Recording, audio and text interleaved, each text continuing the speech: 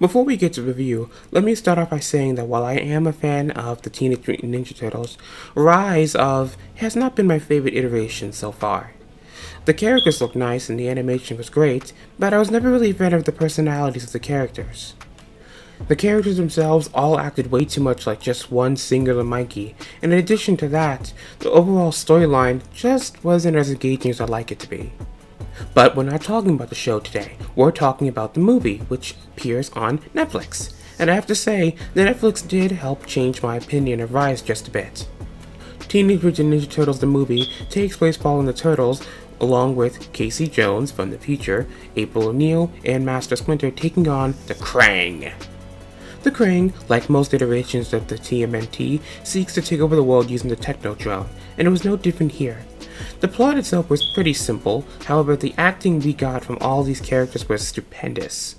In this iteration, Leonardo has just recently become the leader after the first 2 seasons of the show where Raphael was the leader, and now we're beginning to see him taking a leadership role, and unsurprisingly, he's acting pretty immature about it, while Raphael's trying to convince him to take things more seriously.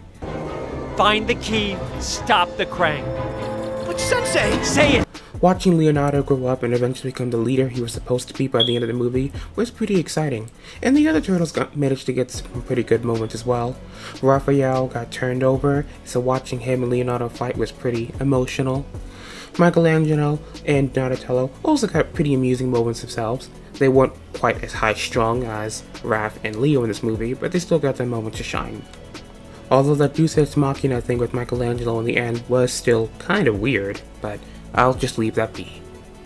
Casey also got some pretty good moments. Watching his high-strung leader in the future become this little blah blah blah in the past was pretty enlightening to see, showing that you shouldn't always meet your heroes, or in this case, don't meet your heroes when they're first starting out.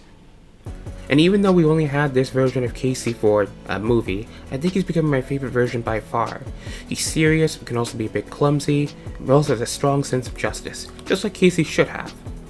Watching April in action was also pretty nice to see. The fact she was able to take on action by herself, even so far as fighting a Krang, along with the help of Master Splinter and Casey, was also really nice.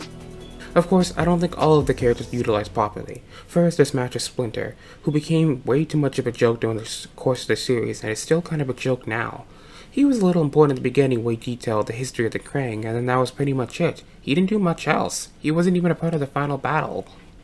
The Foot Clan only served as a plot device to get the Krang into the movie, which is lame, and last but not least is the Krang themselves.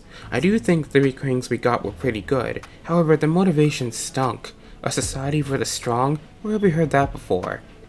It's pointless to resist Krang. Give up! You will be consumed like everyone else on this pathetic planet! The TV series is known for its unmatched fighting choreography, and the movie is no exception to that rule.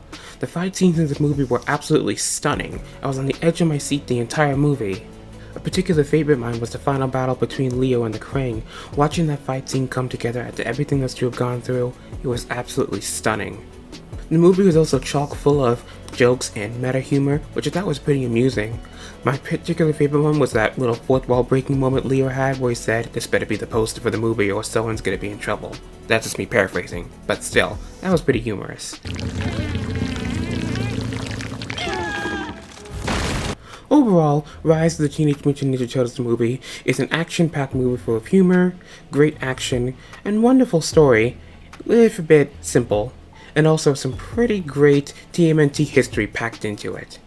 The Rise iteration of the Turtles wasn't for everyone, myself included, but even if you weren't a fan of the show, I still think you should give this a watch, because it's pretty good.